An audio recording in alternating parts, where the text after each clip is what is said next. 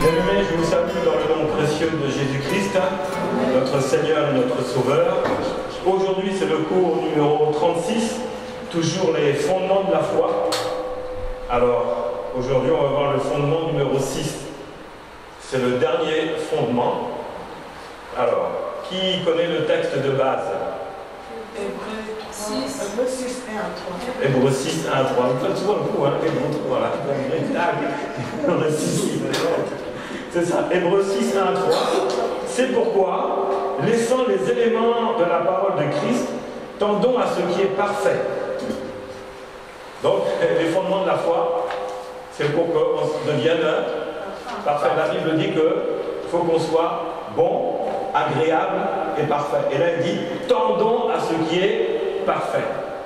Sans poser de nouveau le fondement du renoncement aux œuvres mortes, de la foi en Dieu, de la doctrine des baptêmes, de l'imposition des mains, de la résurrection des morts. On a vu tout ça. Et maintenant, aujourd'hui, c'est du jugement éternel. C'est ce que nous ferons si Dieu le permet. Voilà. Alors, le jugement éternel, c'est un sujet un peu lourd, hein.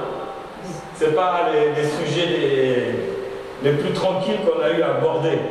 Parce que le jugement, c'est comme tu vois, d'ailleurs la Bible dit, hein, on se retrouve devant un tribunal. Et quand tu es convoqué au tribunal, tu trembles déjà. Que tu aies raison ou tort. Mais si tu as tort, là, tu vas trembler beaucoup. Mais là, le jugement éternel, la Bible nous parle aussi du tribunal de Christ. Le tribunal de Christ. Bon, alors, on va essayer de faire ça dans la joie. Hein. Ce n'est pas un moment de tristesse. Chaque enseignement, c'est pour ton édification. C'est pour garantir ton salut. Donc le Saint-Esprit, à travers cet enseignement, il va encore garantir ton salut. Parce qu'il veut que tu sois avec lui. Il veut que tu règnes avec Jésus. Alors, on a un texte de base sur le jugement éternel. C'est Apocalypse 20, versets 1 à 15. Je vais lire quelques passages. Puis je vis descendre du ciel un ange qui avait la clé de l'abîme et une grande chaîne dans sa main. Il saisit le dragon, le serpent ancien qui est le diable et Satan, et le lia pour 1000 ans. Il le jeta dans l'abîme, ferma et scella l'entrée au-dessus de lui, afin qu'il ne séduise plus les nations, jusqu'à ce que les 1000 ans fussent accomplis. On a vu déjà au cours précédent, est-ce que vous connaissez, vous savez, l'histoire des 1000 ans? C'est quoi? Qu'est-ce qui va se passer pendant cette première partie? Il y aura le son de la trompette. Donc, ceux qui sont en Christ, ils seront comme ça, ressuscités, transformés en un clin d'œil, en un coup de trompette. Et qu'est-ce qui va se passer dans ces 1000 ans? Ils vont régner pendant 1000 ans. Comment? Ils vont régner pendant 1000 ans. Voilà, ils vont régner pendant 1000 ans comme des sacrificateurs avec Christ. 1000 ans. Donc là, c'est ici que, du coup, comme il règne, c'est un règne paisible. La Bible dit tranquille.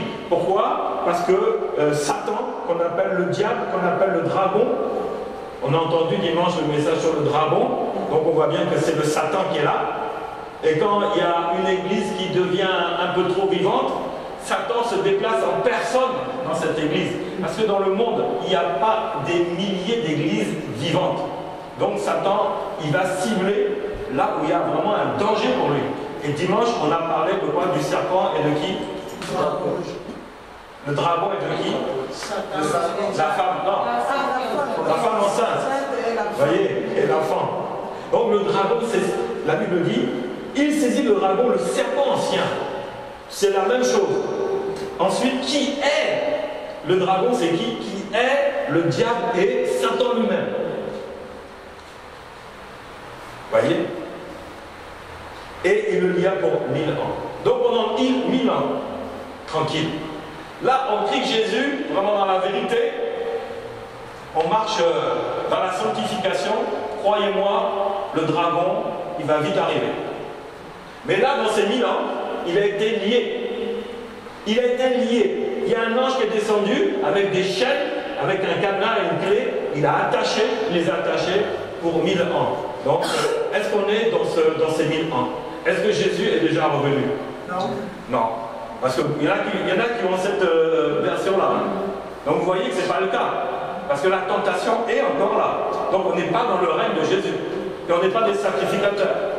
Nous sommes vraiment des enfants de Dieu, des enfants de Christ, mais qui subissons beaucoup. C'est pour ça qu'avoir nos têtes, hein, on n'est pas vraiment des sacrificateurs qui marchent dans le règne de la paix. Ce n'est pas le cas. On est persécutés. Et des fois, ça se voit sur nous-mêmes. C'est vrai ou pas? Ça se voit. Donc, on n'est pas encore dans ce règne-là. Donc, bien aimé, il faut continuer à combattre. Hein? Il faut persévérer. Alors, ensuite, jusqu'à ce que les 1000 ans fussent accomplis, après cela, il faut qu'ils soient déliés pour un peu de temps. Ensuite, la Bible dit, ils revinrent à la vie et ils régnèrent avec Christ. C'est tous ceux qui ont été moi j'appelle ça le premier jugement. Bon, il y a certaines théories qui parlent de 3 jugements. Mais moi quand je regarde bien, je vois 2 jugements. Le jugement pour ceux qui sont en Christ et le jugement pour ceux qui ne sont pas en Christ. Pour moi c'est 2 jugements. Le jugement en fin de compte là, quand il revient à la vie, et je vis les trônes, et à ceux qui assirent fut donné le pouvoir de juger, et je vis les âmes de ceux qui avaient été décapités à cause du témoignage de Christ et à cause de la parole de Dieu. Et ceux qui n'avaient pas adoré la bête ni son image, et qui n'avaient pas reçu la marque sur le front et sur leurs mains. 666. Ils revinrent à la vie et régnèrent avec Christ pendant 1000 ans. Pendant ces 1000 ans. Les autres morts ne revinrent point à la vie jusqu'à ce que les 1000 ans fussent accomplis. C'est la première résurrection. Donc, vous voyez, il y a des théories, hein, on prend la Bible, si on épluche bien, on va tout fouiller, on va voir qu'il y a 1, 2, 3 résurrections. Mais là, pour moi, là, il est dit, c'est la première résurrection. De tous ceux qui sont en Christ. Il y aura tous ceux qui sont morts en Christ seront ressuscités, et tous ceux qui sont vivants en Christ seront enlevés en un clin d'œil. Et les morts et les vivants seront ressuscités en un clin d'œil parfait. On avait vu ça, comment les morts vont ressusciter, de quelle manière on sera. Hein, la Bible dit on sera là-haut comme quoi? Des quoi? Oui, mais comme des anges. Et on a su que déjà ici, spirituellement, on est comme des anges. C'est spirituel. Tu es comme un ange. Et on avait vu l'histoire des couples, mari, femme. Avant, quand tu n'es pas en Christ, là, ton mari, ta femme, tu l'as connu charnellement, tu as les désirs de la chair, etc. Mais on a vu que quand on est réellement nouveau en Christ, réellement né de nouveau, tu es déjà dans la vie spirituelle, c'est ce que vous avez dit tout à l'heure. Hein? Donc ça veut dire quoi? C'est ça que vous auriez pu dire, c'est très intéressant ça. Moi je rappelle ça parce qu'on oublie ces choses-là. Tu es comme un ange. Tu as moins les désirs charnels. Donc ta femme là, avant si tu avais envie de lui sauter dessus 3 fois par semaine, maintenant là tu vas le regarder différemment. Parce que tu es comme un ange, elle est comme un ange. Vos rapports ont changé. Vos rapports même physiques, intellectuels ont changé. Ils sont devenus spirituels. Maintenant, c'est ce qui confirme que tu es comme un ange déjà. Mais alors tout dépend de ta vie. Tu as déjà vu un ange qui n'arrête pas de commettre des péchés? Non. C'est clair. Donc si tu vois que là, ça bloque, ressaisis-toi. Parce que tu as la nature de Christ et la parole de Dieu dit, tu es comme un ange. Donc si tu vois ça ne va pas, le chef des anges, c'est le Saint-Esprit. Dis au Saint-Esprit, Seigneur, j'ai du mal, soit envoie-moi un ange, soit aide-moi à résister dans les moments au jour de la tentation, c'est tous les jours. Et on est tenté tous les jours. Sors dehors, tu es tenté. Allume la télé, tu es tenté. Dans tout ce que tu vois, tu es tenté. Hein? Les hommes, là on est en été, quand on vous regarde, vous allez dehors, vous avez vu comment les jeunes filles sont habillées? Et puis on te dit, non, il ne faut pas que je regarde. Mais tu n'as pas le choix, elles sont partout. Elles sont versées partout. Pantalon, sexy, tout là. Mais non, c'est pas la tentation ça. Tu n'es pas tenté tous les jours. Mais le tentateur là, lui ça ce sont des éléments là qui contrôlent. Mais il veut te contrôler. Mais toi, non. Tu dis, il faut que tu dis, oh non, je préfère regarder cet arbre-là. Oui, mais tu peux regarder une femme aussi, mais il ne faut pas que tu la désires. Et là, il ne vaut mieux pas la regarder. Parce que si tes yeux sont une occasion de chute, il vaut mieux les enlever. Ah oui. Ah oui. Il y a un imam, il voulait être parfait. J'avais raconté cette histoire-là. Il voulait être parfait. Et puis quand il voyait les femmes, il ne pouvait pas s'empêcher de les regarder passer. En plus, il était assis, il les voyait comme ça, dans ce sens-là, il les voyait bien. À un moment, il a dit non, mon Dieu, moi je veux être parfait. Il a pris un couteau, il s'est crevé les 2 yeux. Et comme ça, mais non, ce que tu as vu, ça reste dans la tête. Et il fallait enlever ton cerveau aussi. Tu t'es fait du mal pour rien. Parce que tu vas vivre et dire, ah, je ne vois plus, mais je vais me souvenir dans mon passé, comment je les voyais. Donc finalement, tu as perdu la vie, la vue cadeau. Donc la tentation, bien aimé, elle est là pour te faire douter que tu es comme un ange. Quand je te dis, tu es comme un ange, parce que tu es déjà dans la résurrection spirituelle. Toi-même, tu vas dire, je suis d'accord. Mais à peine sorti d'ici, tu vas dire, mais oui, je fais ça. Mais demande au Saint-Esprit de t'aider. Parce que le Saint-Esprit, c'est le responsable des anges. Si tu n'arrives pas, Saint-Esprit, envoie-moi un ange. Aide-moi. Parce que les anges, ils auront aussi à répondre. Nous aussi, on va accuser les anges. Oui, j'ai invoqué, il ne m'a pas aidé. Regarde, Seigneur. Donc les anges ont l'obligation de venir à ton secours.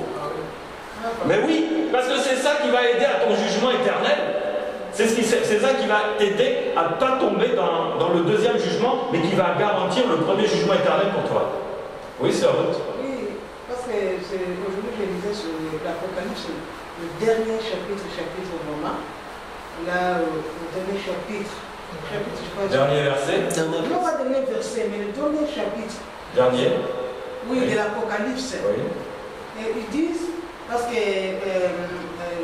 Jean voulait se consterner devant l'ange. L'ange lui dit non, je suis. Ça, c'est les premiers. Non, papa, c'est au dernier. Ah, aussi à la fin, parce qu'il a fait au premier chapitre. Aussi au dernier. Au dernier. Là. Il a voulu se prosterner devant l'ange. Oui, l'ange lui dit non. Tu adoreras que ton Dieu. Moi, là, je suis ton accompagnateur. Oui. Donc, il continue, ils disent, si tu marches dans la crainte de Dieu, l'ange est à côté de toi, automatiquement. Ça, c'est clair. Et je me disais, donc l'ange est là. Oui. On marche avec l'ange, en fait. Ben oui. Quand tu marches dans la crainte, l'ange est automatiquement. Mais qui se ressemble, s'assemble. Toi, tu es comme un ange. Donc, si tu es comme un ange, c'est que tu marches selon la parole de Dieu, dans la crainte de la parole de Dieu, dans la sanctification. Et qu'est-ce qui va se passer? L'ange sera là. Eh oui. L'ange ne va pas marcher avec n'importe qui. Je lis ça et ça m'a... C'est clair. C'est ce qui s'était passé au premier chapitre aussi, quand l'ange de l'Éternel est venu pour parler à Jean. Jean a vu un être de lumière, il s'est prosterné, il dit non, ne te prosterne pas devant moi, je suis qu'un ange. C'est ça. Et toi aussi, tu es comme un ange. Tu peux devenir, tu as tous les éléments. Mais tu te rends compte, bien aimé, Jésus t'a donné tous les éléments en main pour que tu sois comme un ange. Ça vaut le coup, hein. Ça vaut le coup de résister. Parce que quand on parle des anges, on parle des anges gardiens. Pour les païens, dis-moi, j'ai mon ange gardien. Mais toi, tu peux être un ange pour quelqu'un d'autre aussi. Tu te rends compte? C'est important. C'est vraiment fondamental. Donc, on a vu donc ça c'est la première résurrection. Heureux et saints ceux qui ont part à la première résurrection. La seconde n'a point de pouvoir sur eux, parce qu'il n'y a plus de mort éternelle. C'est fini. Mais ils seront sacrificateurs de Dieu en Christ et ils régneront avec lui pendant 1000 ans. Donc voilà, le premier jugement éternel, c'est pour ceux qui sont en Christ, qui sont morts et qui sont vivants. Ils seront soit enlevés, soit ressuscités. Donc ça veut dire, comment va être leur jugement éternel? Comment va être leur jugement? On va le voir. On va voir ça. Mais ils n'auront pas le même jugement que ceux qui n'ont pas accepté Christ ou ceux qui ont dit Jésus, Jésus. Mais Jésus dit, mais en vérité, je ne te connais pas.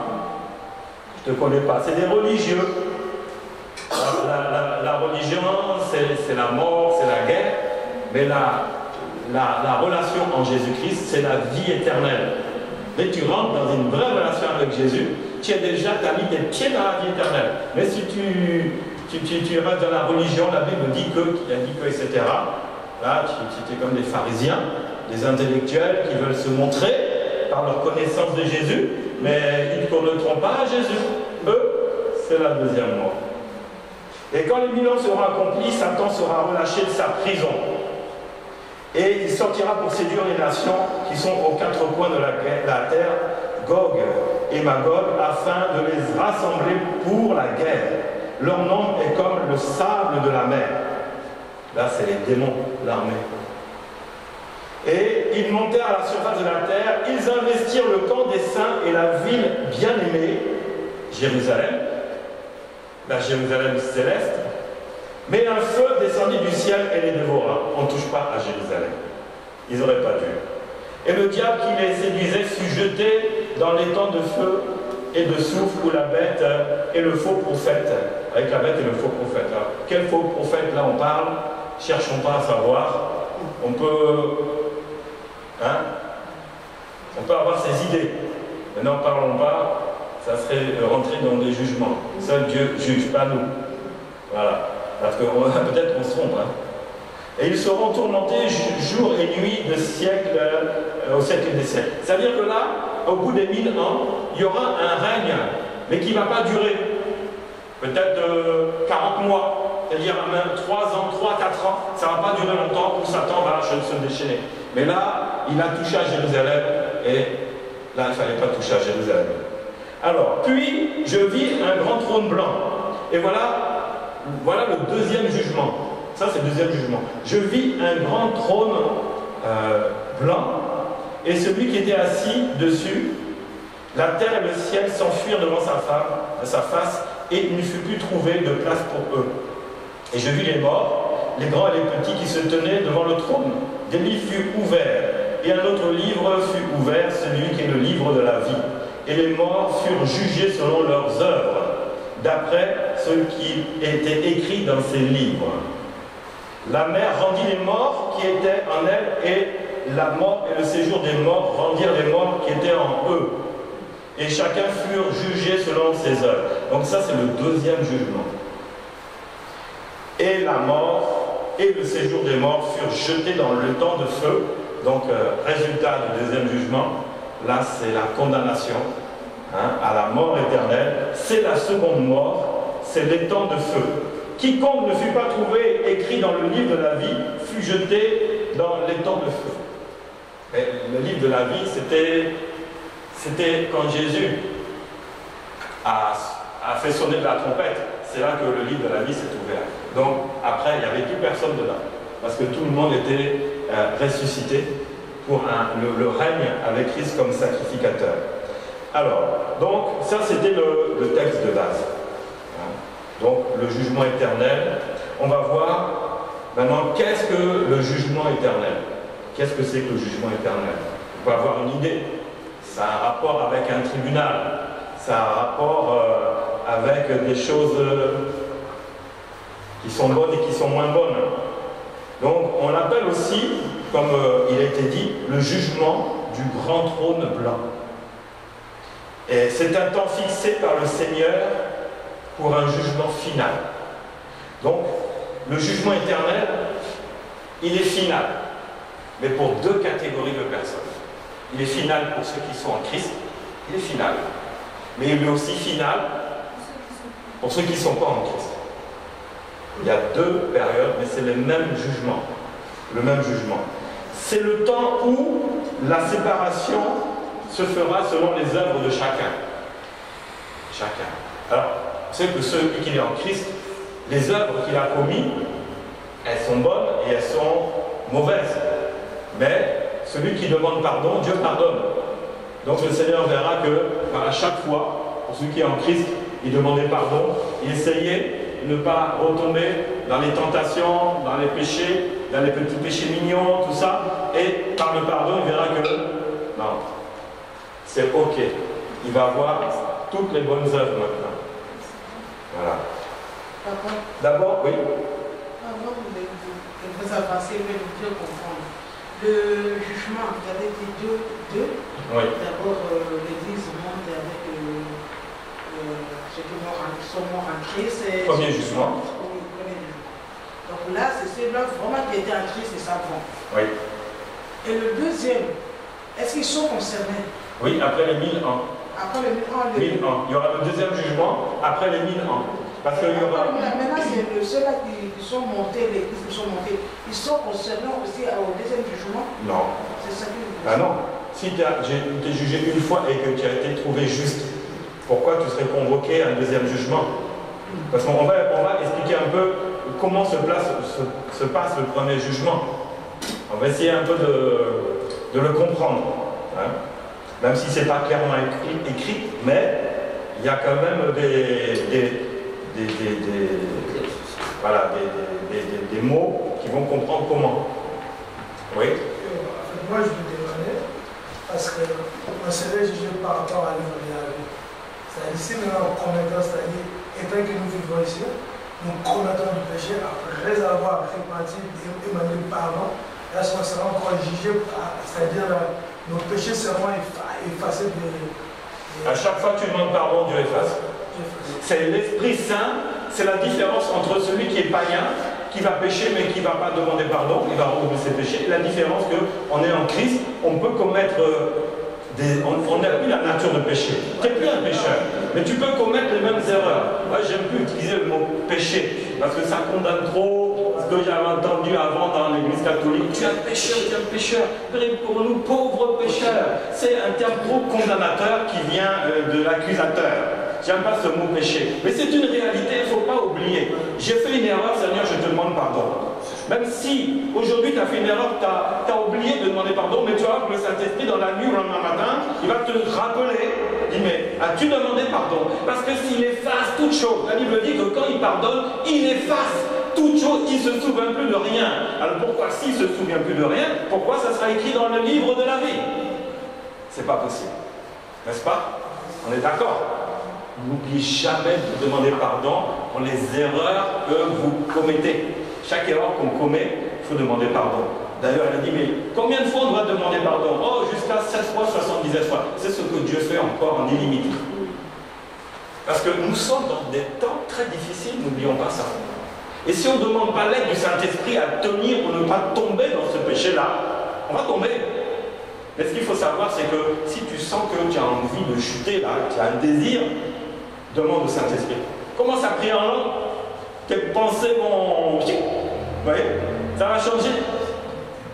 Moi, c'est ce que je faisais quand je voyais que j'ai une pensée qui venait sur moi. Et avec la tentation de commettre un péché, et bien aussitôt je me mettais à prier en langue et j'oubliais la pensée. Parce que celui qui prie en langue, il s'édifie lui-même. Donc, du coup, donc le péché là n'a plus la place. Parce que c'est l'édification qui vient. C'est ça le secret. Tu veux marcher dans la sanctification, tu ne peux pas le faire sans le Saint-Esprit. C'est impossible. Par toi-même, tu n'y arriveras pas. Tu vas tomber. D'ailleurs, les païens qui veulent arrêter de fumer, ils arrêtent, mais à un moment, ils vont retomber dedans. Ou etc., ils veulent arrêter l'alcool et tout, mais par leur propre force, ils ne peuvent pas. Mais nous, c'est pas je peux tout par celui qui me fortifie, c'est le Saint-Esprit. C'est lui qui va te faire tenir pour que ton nom soit bien et que toi tu aies l'assurance de ton salut. L'assurance de salut, c'est tu es sûr que quand ton nom est inscrit dans le livre de vie, malgré tout ce que tu as pu faire comme erreur et que tu as demandé pardon, tu as l'assurance que si Jésus te prend maintenant, s'il y a claque tout de suite, est-ce qu'on va être enlevé? Il y en a qui vont peut-être rester et vont dire mais je suis tout seul. Mais les autres, ils ont été enlevés. Tu vois? Mais si tu as l'assurance de ton salut, tu demandes pardon, repentez-vous devant le Seigneur. Mais tu es sûr que ton nom sera inscrit encore dans le livre de vie. Le jugement éternel pour toi, ça sera... On va y venir, c'est ça. C'est ça. Il y a plusieurs formes de jugement. N'est-ce pas? Alors, bon, qu'est-ce que le jugement éternel? C'est un jugement où Dieu est le juge de tous. D'abord, il faut savoir que qui c'est qui juge? Dieu. Et il va juger tout le monde, sans exception, sauf les animaux. Hébreux 12, 22. Mais vous approcher de la montagne de Sion, de la cité du Dieu vivant, la Jérusalem céleste, des myriades qui forment le cœur des anges, de l'assemblée des premiers-nés inscrits dans les cieux, du juge qui est le Dieu de tous, des esprits des justes, parvenus à la perfection. Donc, dans ce jugement éternel, c'est Dieu lui-même qui va te juger. Il n'y a pas d'autre. Donc, comme tu marches avec le Seigneur, tu peux dire oui. Heureusement que ce n'est pas un homme qui va me juger, non. C'est Dieu qui te juge. Et il est un Dieu qui est juste. Amen. Parce qu'il a dit, des esprits des justes. Il est juste. Il va te juger. Tu es sûr que ce n'est pas un juge qui sera corrompu. Parce que des fois, quand tu vas... Bon, on va dire en France, hein. Enlevons la France, ils sont assez réglo, les juges. Mais va dans des pays. Si tu as un cousin, qui a un frère, qui a un copain qui est juge, tu vas le voir, tu glisses quelque chose et ton affaire, même tu as tort, on va te donner raison. Mais Dieu n'est pas comme ça. Donc si tu as des mauvais souvenirs de tes jugements ou d'un jugement de quelqu'un que tu connais bien aimé, ça ne marche pas comme ça. Dieu est le juge de tout, il est incorruptible. On ne peut pas être corrompu. Alors aussi, pour être sauvé afin de ne pas connaître le jugement, le deuxième jugement, Jean 3, 17. Dieu en effet n'a pas envoyé son Fils dans le monde pour qu'il juge le monde, mais pour que le monde soit sauvé par lui. D'abord, avant le jugement, mais Dieu n'est pas venu juger le monde, sinon c'était tout le monde dans le lac de feu. Mais il est venu pour sauver, il est venu pour te sauver, il est venu pour nous sauver tous. Et tant qu'il n'y a pas un grand maximum qui seront sauvés, Jésus ne revient pas. Pour ça, depuis des milliers d'années, on attend qu'il dise Jésus revient. Oui, mais Jésus, s'il revient, qu'est-ce qu'il va trouver? Il va trouver quoi? Donc il vous envoie, vous tous qui êtes là, assis. Quelle est votre mission? Allez annoncer la bonne nouvelle dans les nations. Vous voyez, c'est ça qui compte. Allez annoncer la bonne nouvelle. Est-ce que quelqu'un peut éteindre ça, là, le téléphone rouge? Est-ce que quelqu'un peut aller l'éteindre sur Francis, s'il te plaît? Juste l'éteindre. Voilà. Tu peux le garder avec toi, comme ça, si ça sonne, tu l'éteins. Je ne sais pas comment il marche, celui-là. Voilà. Donc, la Bible dit aussi que c'est un tribunal pour ceux qui sont en Christ. Le jugement éternel, le premier jugement, c'est le tribunal de Christ. 2 Corinthiens 5, 10. Car il nous faut tous comparaître devant le tribunal de Christ, afin que chacun reçoive selon le bien ou le mal qu'il aura fait, étant dans son corps. Quand il était vivant, il faisait du bien et du mal. N'est-ce pas? Mais il va comparaître. Il va comparaître devant. Il n'y a pas quelque chose de bizarre là? Comment? Non? Tout le monde va comparaître. Tous ceux qui sont en Christ vont comparaître. Là, c'est Paul qui disait ça. Que chacun reçoive selon le bien ou le mal qu'il aura fait. Qu'est-ce que ça veut dire à votre avis? Étant dans son corps. Il s'est adressé à qui? Aux Corinthiens. Il dit, car il nous faut tous comparaître devant le tribunal de Christ, afin que chacun reçoive selon le bien ou le mal qu'il aura fait. Il parle de quoi? De bien et du mal. Il n'y a pas un problème? Qu'est-ce que j'ai dit tout à l'heure? Si tu fais un péché, c'est mal. Alors pourquoi il dit, tu vas comparer pour le bien ou le mal? Ça veut dire quoi, à votre avis? Ben, ça veut dire Paul rappelle pour dire tout simplement que si tu as fait du mal étant vivant encore dans ton corps, demande pardon au Seigneur. Ni plus ni moins. Parce que dans cette assemblée, il y en a qui faisaient du bien, il y en a qui faisaient du mal. Et ils avaient peut-être oublié de demander pardon à chaque fois qu'ils faisaient du mal. Vous voyez, voilà pourquoi. Là, dans dans cette assemblée, c'était le cas. C'est pour ça que Paul a voulu toucher les consciences, les comportements de ces chrétiens. Parce que Paul n'était pas là tout le temps. Quand Paul était là, ça allait. Quand Paul s'en va, les frères et sœurs là, non, c'est moi le chef, non, c'est moi. Et puis, ils commencent à leur faire toutes leurs choses. C'est pour ça que Paul dit, il les met en garde, il leur fait peur, en disant, vous serez devant le Christ pour le bien ou le mal que vous aurez fait. Ça veut dire quoi? Ça veut dire arrêtez de faire le mal, ou si vous commettez du mal, baissez dedans, demandez pardon. C'est ce que ça veut dire. Ça veut dire qu'il ne demandait pas pardon, tout simplement. Mais ça nous concerne aussi. Nous, le bien ou le mal, n'oubliez jamais de demander pardon au Seigneur, de demander pardon à quelqu'un à qui tu as pu faire du mal, à ton frère, à ta soeur, à ton mari, à ta femme. N'oublie pas, c'est pas parce que c'est ton mari, ta femme, que tu peux faire n'importe quoi et tu ne peux pas lui demander pardon parce que c'est ta femme. Tu sais que ça ira mieux demain, tu te fais un bisou et c'est fini. Ça ne marche pas comme ça. Tout passe par le pardon. C'est ça. Ou quand tu vas te retrouver devant le tribunal de Christ, il va regarder, oh, toutes les bonnes choses. C'est ça le jugement. Bravo mon fils, oh là là. Vraiment, mais tu as vu tout ce que tu as fait là, mais heureusement que tu as le mal. Heureusement que tu as demandé pardon parce que tout est effacé. Bravo mon fils. Voilà, ça sera le jugement de ceux qui sont en Christ, qui marchent vraiment dans la crainte du Seigneur, dans la parole de Dieu, en essayant de baisser au maximum les péchés. Vous voyez, si tu vois que ton péché revient à chaque fois, viens nous voir. On va prier. Peut-être c'est un esprit qui essaye encore là de résister. On va chasser ça. C'est pas compliqué. N'est-ce pas?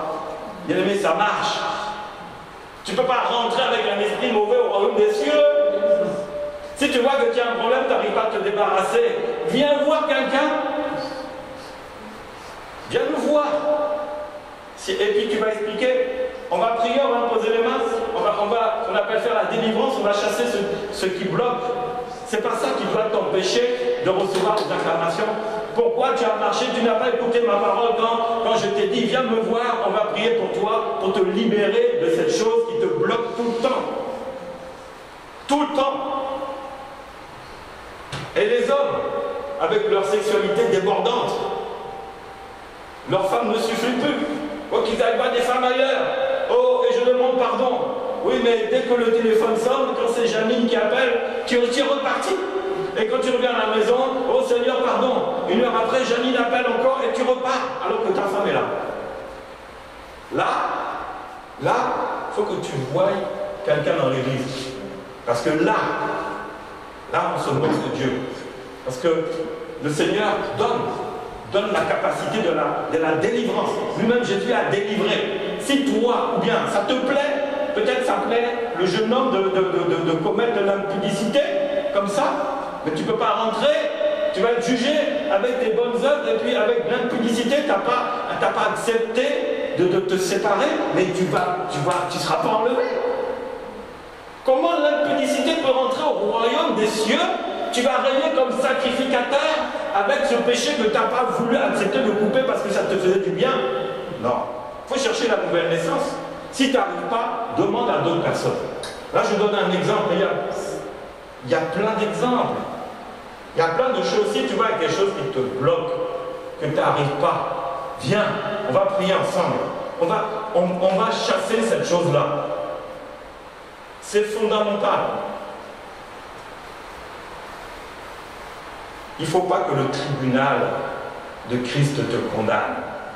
Parce que tu as gardé quelque chose. Une pierre d'achoppement. Non. Ensuite, il y aura la séparation. Le jugement éternel, c'est pour une séparation. Alors, la Bible dit séparation entre la brebis et le bouc.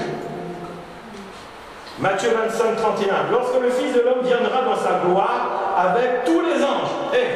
Le jugement là, bien aimé, tu seras seul contre vraiment beaucoup de monde. Il s'assiera sur le trône de sa gloire. Toutes les nations seront assemblées devant lui. Il séparera les uns avec les autres, comme le berger sépare les brebis d'avec les boucs. Il mettra les brebis à sa droite et les boucs à sa gauche. La gauche, Jésus s'est assis où? À la droite. Mais si tu es à la gauche, il y a un problème. Tu n'es pas à la bonne place.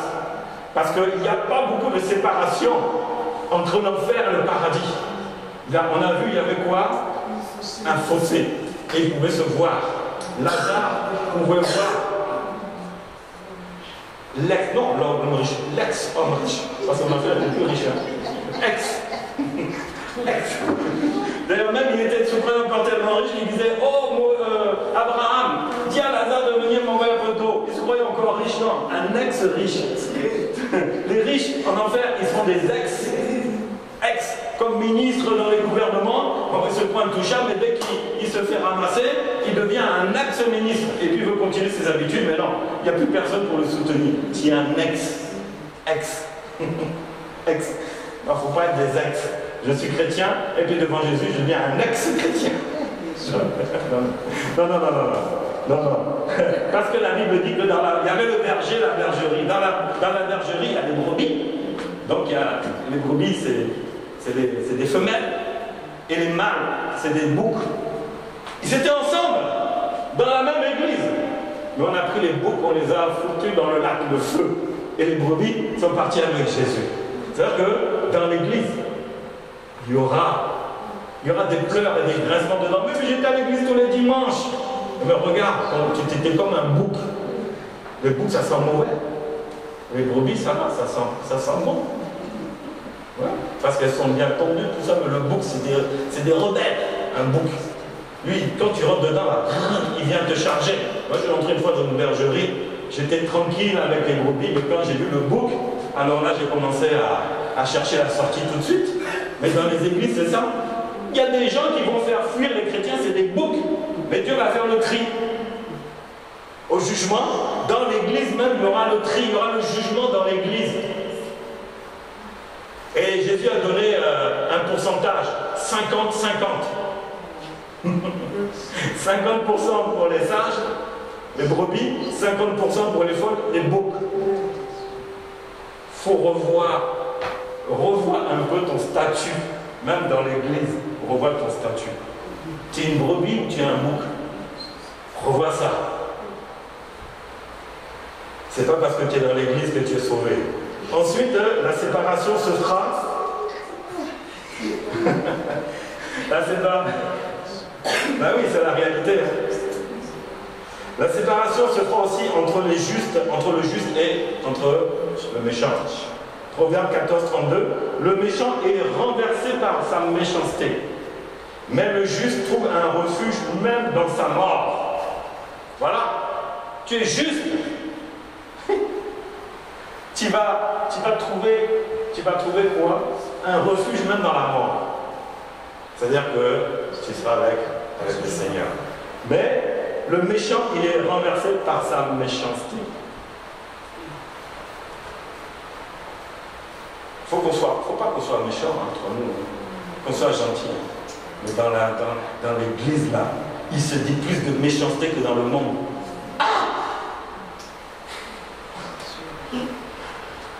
Moi j'entends des choses. Pasteur, il est méchant. Ah bon? Donc toi là, moi te renverser. Parce que qu'est-ce qui fait que je dis que tu es méchant? Parce que je t'ai dit une vérité. Il est méchant. Il ne me dit pas les bonnes choses. Il a oublié de me dire bonjour. Oui, mais pourquoi tu ne viens pas me dire bonjour aussi?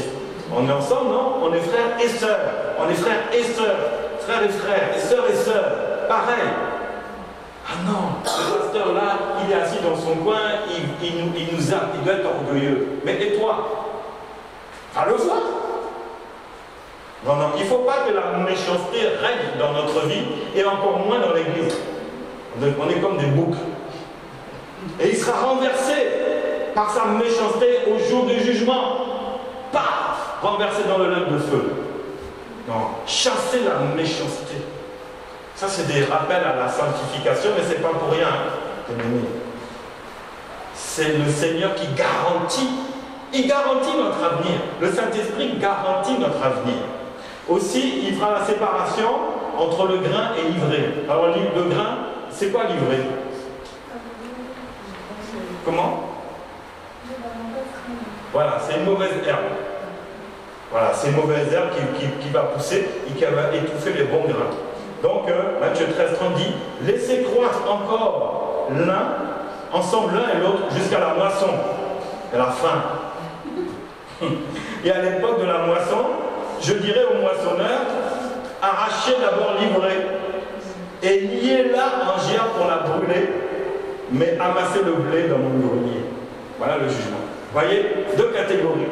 Les mauvaises herbes et les bonnes herbes. Les bonnes herbes produisent des bons fruits. Les bonnes herbes, le grain va produire des bons fruits. Et le Seigneur va venir ramasser ces fruits-là. Et ensemble, celui qui a ramassé, il va se réjouir. Ils vont se réjouir ensemble, dans le grenier. Mais l'ivraie, il sera lié, c'est-à-dire attaché, comme Satan. Il était attaché avec les chaînes. C'est la même chose. Et il sera pour la brûler où? C'est le lac de feu. Donc, voici ce que c'est que le jugement éternel. C'est une séparation entre ce qui est bon et ce qui est mauvais.